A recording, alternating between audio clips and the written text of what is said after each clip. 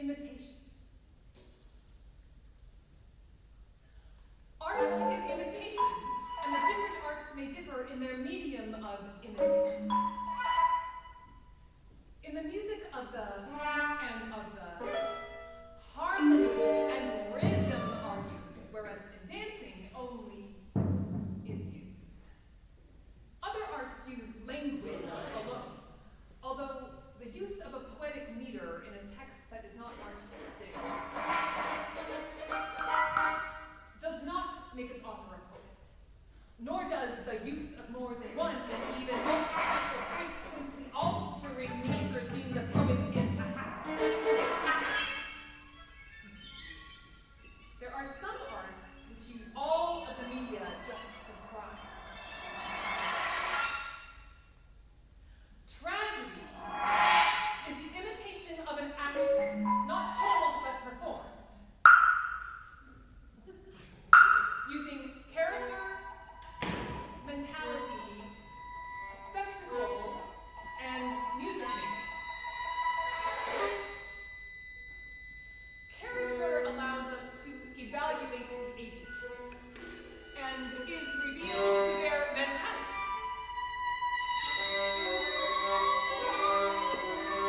Some make the audience incapable of understanding art without the added element of excessive pandering. This error does not touch the artist, but is charged to the performer. Of the other elements of tragedy, spectacle and music making, spectacle may have emotional resonance, but does not belong to art. And the meaning of music making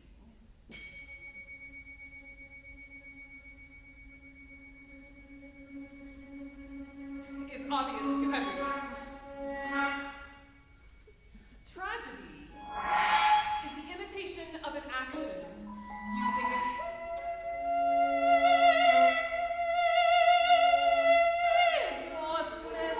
language embellished with harmony and rhythm. The simplest style, while perfectly clear, is much too common to be viewed. The use of exotic expressions creates a style and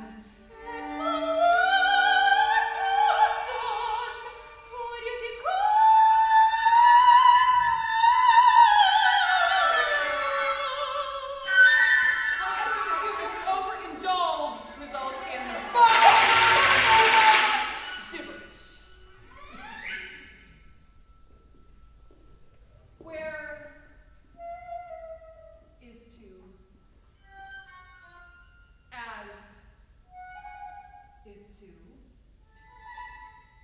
may stand for, and stand for. For example, as the sower scatters seeds, so the sun's rays scatter light. And so we may describe the sun as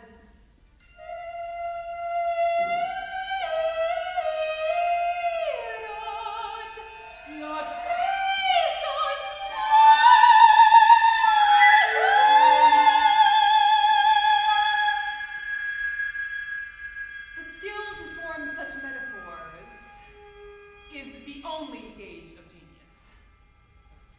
As art is imitation, The poet should speak as little as possible in her own voice.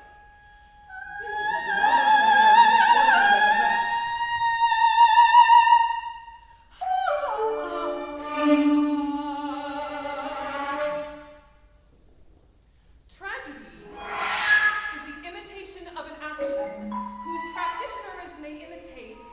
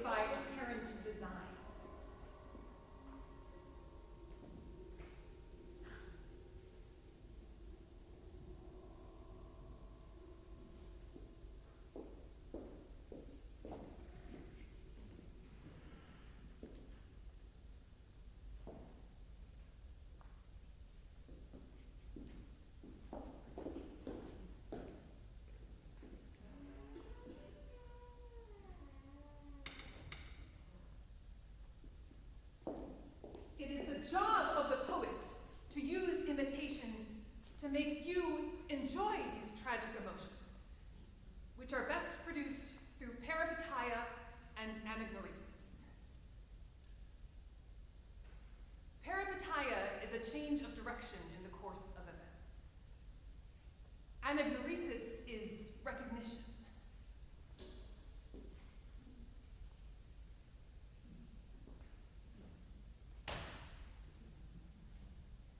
And a change from blindness to sight.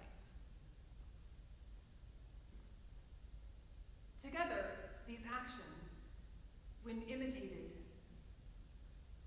may produce pity and fear. Thus, bringing about the catharsis of these emotions, which is tragedy's object.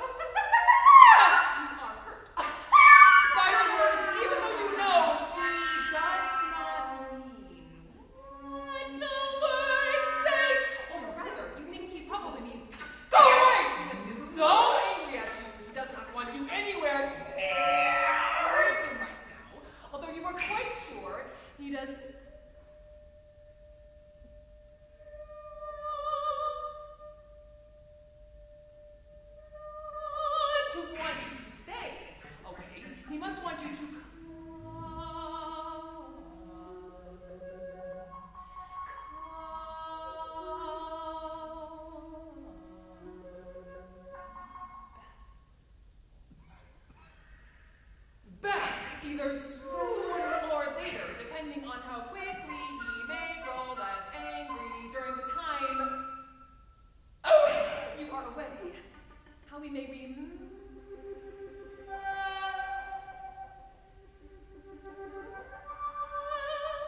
remember other less angry feelings he often has for you that may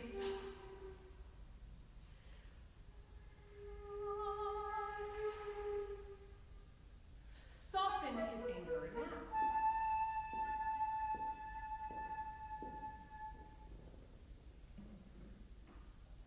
But though he doesn't go away, but though he does mean go away, but though he does mean, oh, he does not mean it as much as he means that the words have in them, as he also means that the words. He means all of the anger meant by someone who says such words and means that you should not come back ever. Or rather, he means most of the anger meant by such a person. For if he meant all the anger, he would also mean what the words themselves say. What the words say? That you should not come back ever. But, being angry, if he were merely to say, I'm very angry at you, you would not be as hurt as you are. Or you would not be hurt at all, even though the degree of anger, if it could be measured, might be exactly the same.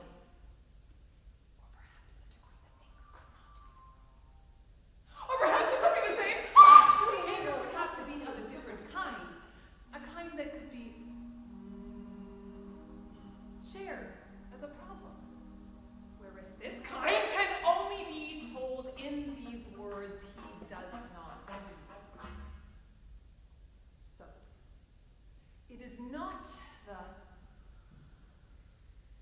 in the words that hurts you, but the fact that he chooses to say words to you that mean you should never come back. Even though he does not mean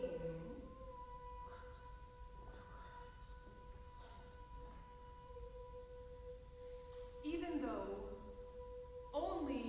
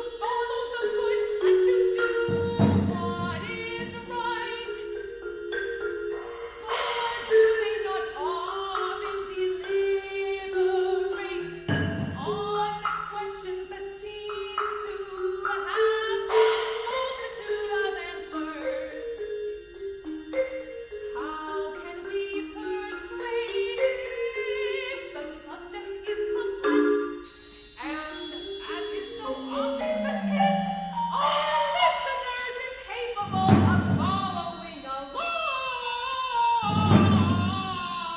chain of reasoning. How else but with rhetoric can we construct an argument so as to admit of no tenable opposing view?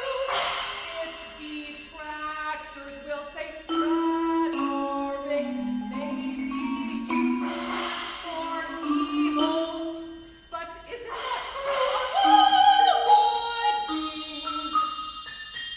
Strength and health and wealth may also be used for evil, and we must never use rhetoric to persuade our listeners of things that are immoral or worthless or false or debased, for which I die.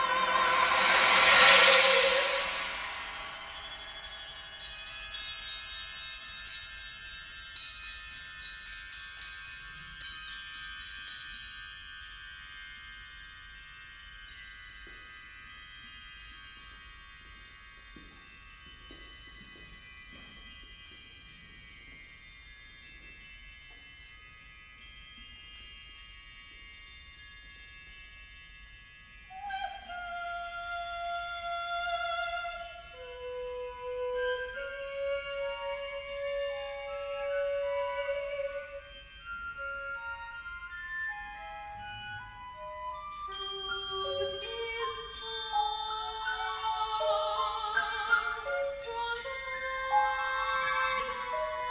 than deceit. In every crisis, the truth will inexorably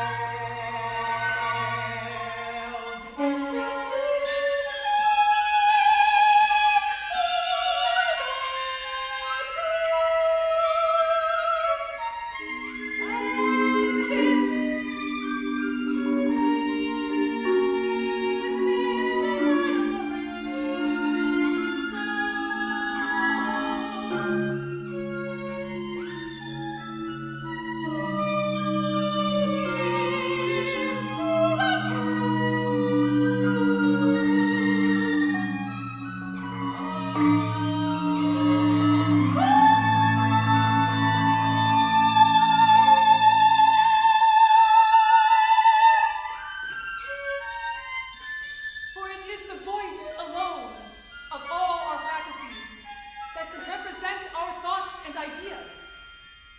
Therefore, although the most crucial elements of rhetoric are the facts and their arrangement, we must also consider their delivery, which includes management of the voice, whether loud or soft, high or low, etc.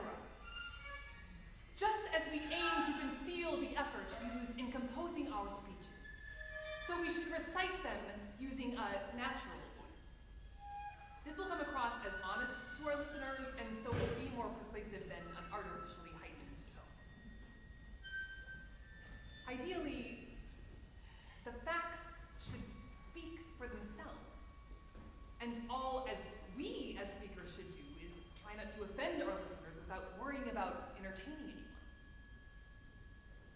Everything apart from the analytical demonstration of truth is insignificant.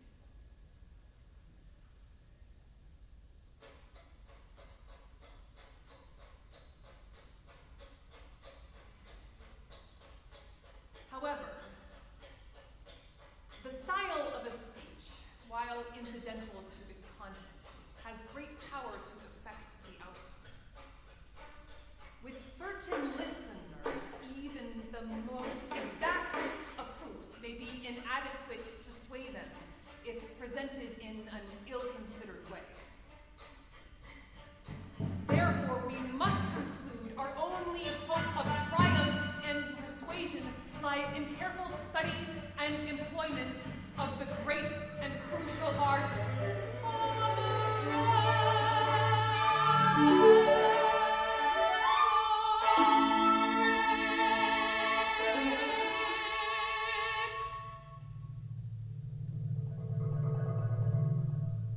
I have spoken. You have heard me. The facts are before you. I await your judgment.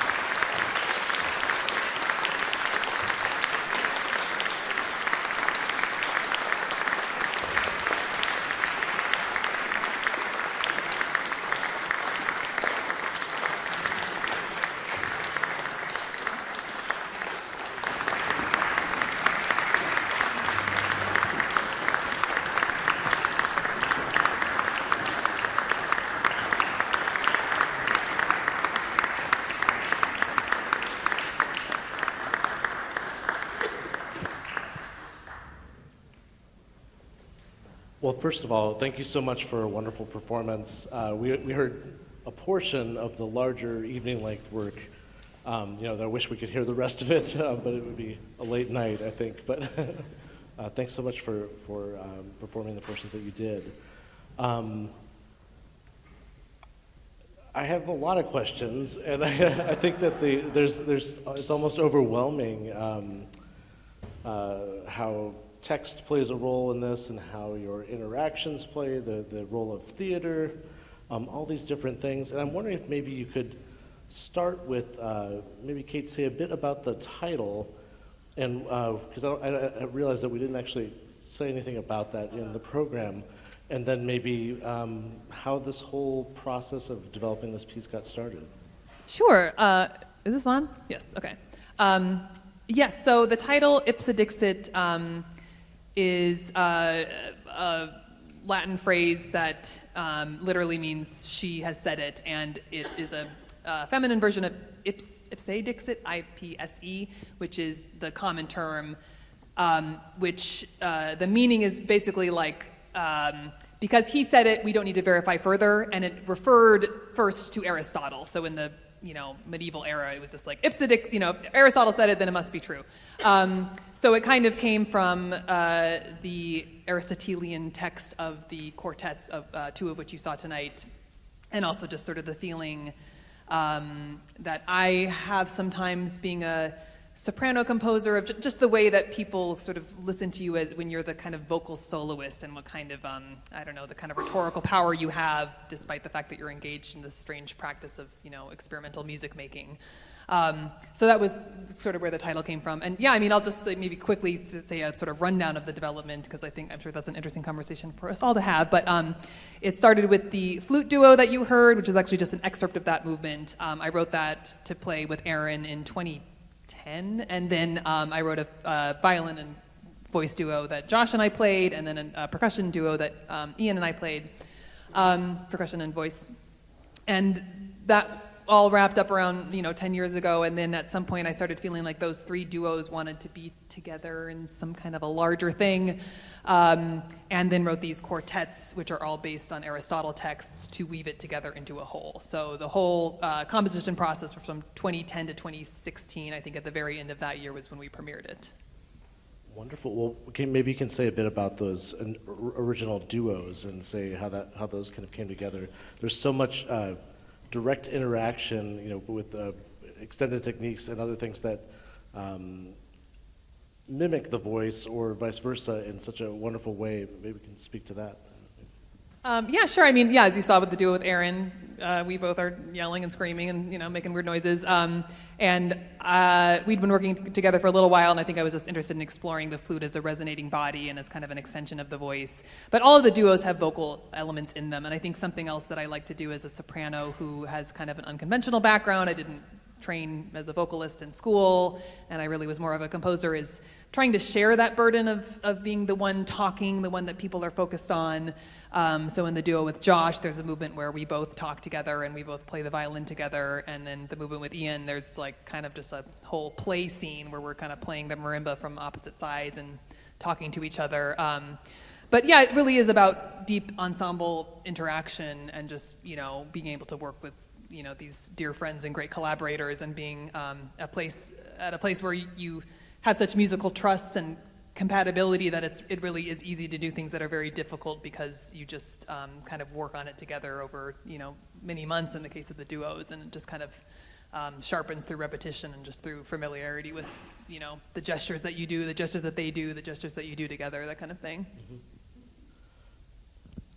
Aaron, did you find in this process that there would be kind of moments of change or moments of kind of enlightenment when you realize that there's maybe one particular way of managing whatever particular musical problem at hand is? How did that work for you? Well, here we go. I can add to the Genesis story a little bit, which is Kate had this great text by Lydia Davis, and she made a video of herself improvising, right? And she showed up, and it was sort of in dressing rooms before other concerts for a while. She'd be like, can we just try this line? And she'd recite it and then say, now you say this along with me, or what can you do that sounds kind of like, and make these strange sounds. And it was a really fun process that evolved over quite some time.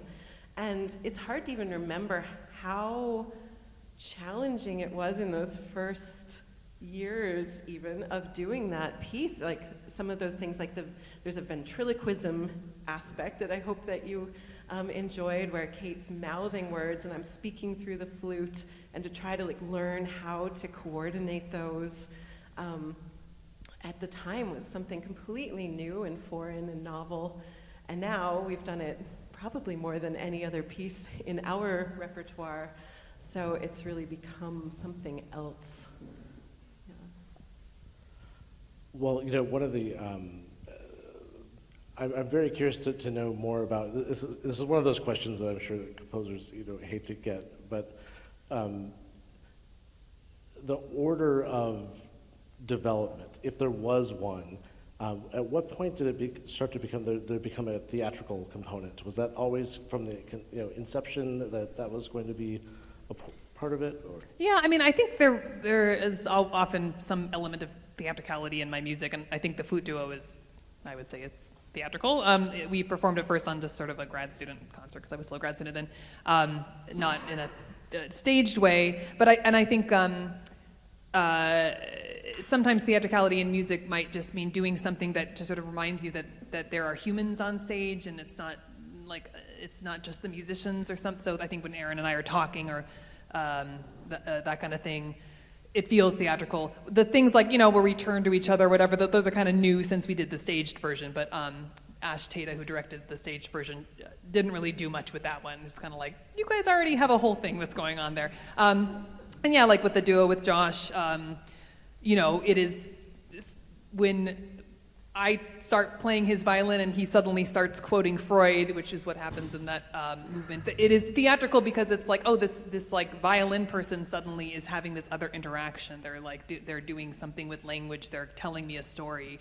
And then I think, like I said, the percussion duo is a little bit more fully theatrical because we're literally like, good morning, Socrates, good morning, Crito.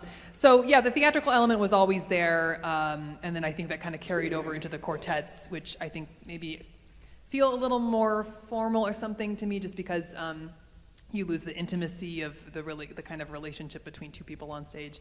But I mean, music is often, theatrical, I think, if you can just kind of get past the premise and sort of see what is really happening with the people who are on stage engaged in this endeavor. So I just try to like pull that out a little bit more, I think. I'd love to, excuse me, add just a little bit to that. Okay, it's hard to tell. Kate had this great expression when we first did it. She called me her Iron Man suit. And what I really appreciated is that the theatricality was sort of inherent in the text itself and in the way Kate was performing it. And so I just felt like an extension of that. I'm not someone to pick up theatrical works myself. That's not kind of my forte or what draws me to this, but I have to say this duo is one of the most fun things to perform, just because it's so organic and so deeply infused with the things we're doing, I think. Yeah, I think I have the reaction that I have because I first came to know this work through the recording that Wedding did.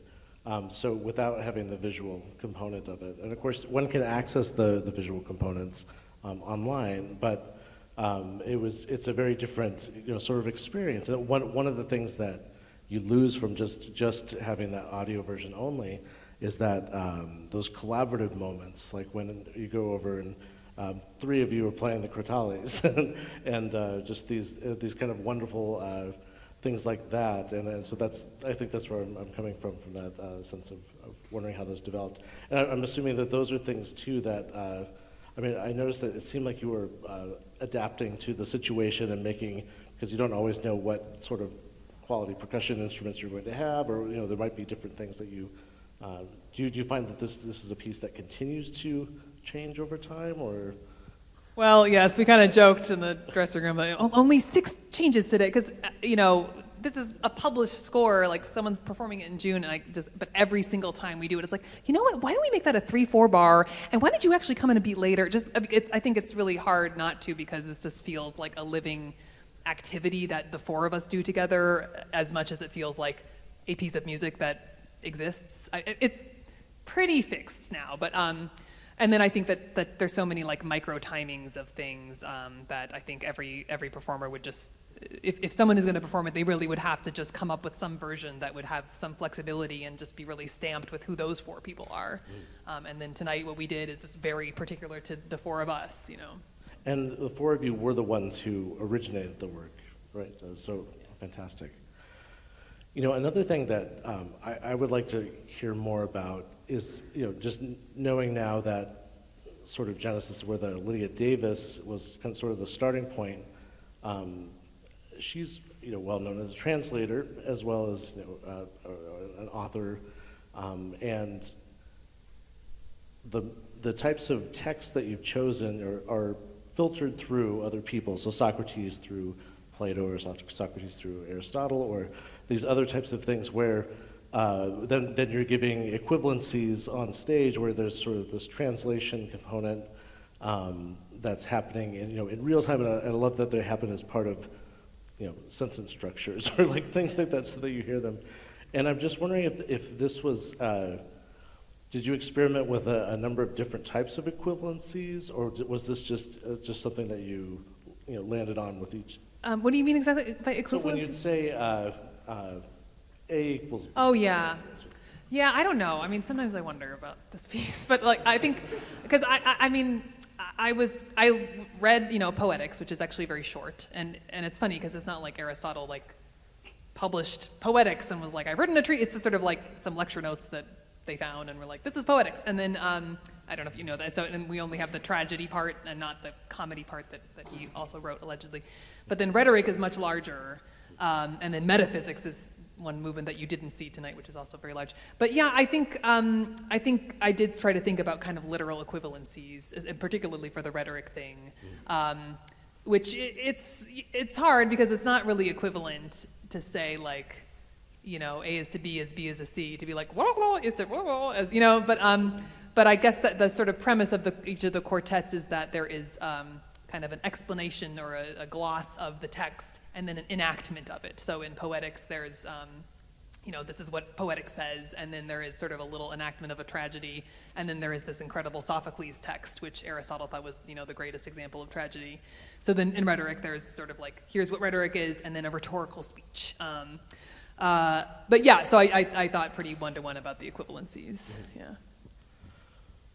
Well, I'm curious, when was the last time that you've performed this together? This is a piece that's, of course, been around for a while now. It reached that final form in 2016, well, quasi-final Mostly, form. When was the last time that you performed this together? It was at PS21, right? Yeah. Yeah. So we were at this venue called PS21 in Chatham, New York, which is a beautiful outdoor space. That was in September 2021, and that's the last time we did the piece. And for that performance, it was the fully staged version, directed by Ash Tata. And we've touched several times on the collaborative aspects of this piece, and that's kind of baked into Wet Ink Ensemble. That's why we have this ensemble, is so that we can develop works over a long period. And this is the group's 25th anniversary season, and the group has gone through different forms, but from the beginning it's been a composer-performer collective. And we are 4 members of the Wet Ink Ensemble. There are 8 of us who co-direct the group, and we're all composer-performers. And yeah, like Kate and Aaron were saying about the duo, it's like this kind of close work is why we have the ensemble, and really this kind of music could only be born out of that close work that takes a long time. That's kind of like, separate from, like kind of even outside of funding structures. Like we have to put in a lot of hours to make this stuff happen. Yeah. I'm glad you brought this up, because I was going to mention that if people didn't realize that Wet Ink was this larger composer-performer collective, which is, I think they're one of the great ones. I think you are wonderful musicians, and the collaborations that you do, I wonder if it gives access, I think, to composers to have that chance to actually, hear things and work with things, and in a kind of a safe environment, so that you're working with friends and you're able to, grow in that way. I think that's wonderful. What other types of projects are you working on now? I guess this would be a question for all of you.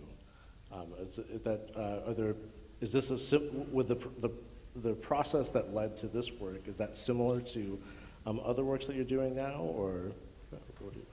Yeah, totally. We recently put out a large ensemble called Missing Scenes, which includes a piece of Kate's, as well as pieces by co-directors Sam Pluta and Alex Minchek, and that's our large ensemble. So we have this core octet where we do a lot of our workshopping and kind of like develop the performance practice of the group through projects like Ipsa Dixit that are really long-term. And then we also have an extended network of great musicians that we work with in New York City, up to 20 players, this large ensemble, and it's like extending the performance practice that we've developed in a smaller group to a bigger group. So that was our most recent album. And this idea of performance practice comes up a lot with Wet Ink, and that's another reason we have the group, is that say you go to a string quartet concert and hear a Beethoven string quartet, it's expected that there's this lineage and tradition that's a combination of the composer's intentions and what other groups have done before. And a modern string quartet is synthesizing this tradition and putting their own take on it, and also just practicing so many hours to get this really difficult music together. And in contemporary music, we often don't have that time. So again, that's why we have this ensemble, is so we have the time to develop a shared performance practice that often contemporary music just, there isn't the gestation period for that to happen that you would expect going to a classical music concert. Well, that's wonderful. I think that is something that is lost, because the amount of time to produce something that is so new or so, is in a different sort of not a common practice. that is really something that you have to be aware of, and it doesn't get enough time. That's why I've always thought, in some ways, that some of the best. I mean, there's wonderful contemporary music ensembles out there, of course, but sometimes having a student ensemble that has a lot of time to just really focus on work can often produce some of the best. Yeah, I mean, we were all grad students, I guess, when we started the group, and we worked a ton, and we all lived in New York City, so I think I now realize what a total privilege and luxury that was, to just be able to put things together over years and hours and hours and hours of rehearsal. So yes, it's an amazing model and it's hard to preserve, but I think it makes it worth it for all of us to continue to invest in wet ink, even though now, none of us are grad students and most of us don't live in New York, and, reality has kind of sunk in a little bit more. Right. How often are you able to get together? Do you usually just do it as a project-based sort of approach to? I would say it varies a little bit based on the project. So for a piece that is new, I think we still try to bake in that kind of collaborative gestation period. So I know in a few weeks, Josh, one of the other co-directors, Eric, who's a pianist, and another co-director, Marielle, will be doing a piano trio. And I think that, correct me if I'm wrong, but that's undergone a somewhat similar process. So I think often when works are first built, first composed, we try to have like some kind of working process happening. And once a work becomes more fixed, we're able to kind of shorten our rehearsal process a little bit. But I think we still like to know that things can change, like just the past couple days, just a few minor details for this space with the instruments, what we thought dramatically worked. So, yeah. What, if you're able to tell me, what sort of projects do you have coming up? Any new recording projects? Or? Yeah, sure. We recorded a few works by our band members over the summer, and that'll be coming out in an album before too long. And we're, as Ian mentioned, we have this piano trio concert featuring an hour-long piece by our co-director, Eric Wubbles. That's November 12th in New York. And then we're doing a 25th anniversary festival in New York in early December, from December 7th through 9th. And Kate's having a premiere, I'm having a premiere, and we're doing works from the ensemble's history and newer things as well. Kate has two full-length operas that have been recorded, so be on the lookout for those. True. One was a wet ink recording project. These two were on it, and other wet ink people. So yeah, lots of stuff. Wonderful. And did I hear that you just had a premiere last week or a couple weeks ago? I think it was 2 weeks ago. I had an opera premiere that Ian is referring to, and we also had our wet ink season opener, and I had a premiere by Marielle Roberts, our co-director, who also premiered a large piece. So yeah, stuff continues. Yeah. Busy, wow. But yeah, I think the main wet ink events are this 3-night festival, and then the upcoming concert, and then I think a season of 25th anniversary celebrations. How did the pandemic affect your ability to work together, and how did you manage that period? I guess we just kind of went on hold a little bit, like most groups did. I think we did a few remote recording projects, but it was, definitely not. Yeah, Josh and I made some weird, remote YouTube videos, because he was in this opera of mine that was going to premiere in April 2020. So we made a couple videos of I sing, and he sent me the video, and I got Final Cut Pro, whatever. So we have got some embarrassing remnants of that. But yeah, I think like everyone else, it was just really difficult. We were also thrilled to be asked to be part of the Boccaccio program that David put together. That's right. Yes, So you contacted us. That was probably really early, like March or April, when lockdown first happened. And I had a 3-month-old baby at home, and was asked if I wanted to be part of this, and I just said yes. I need something. So I was rehearsing at 10 o'clock at night in my basement. I was paired up with this composer, Aaron Rodgers, and it felt very meaningful to have that connection and that artistic work at that pretty bleak time when we were all so secluded. That's what it just slipped my mind at the moment, but you can find this online as well, so you can watch these. They're very short, but kind of quick responses to at the beginning of that whole nightmare. So, is there anything else you'd like to say about the piece you performed tonight that you'd like the audience to know about? You say so much in the piece that it's... I know, it's got built-in program notes, yeah. Right. Well, if there is nothing else, I would like to thank you all so much, both for performing and for speaking with me afterwards. Thank you so much. It was really our pleasure. Thank you.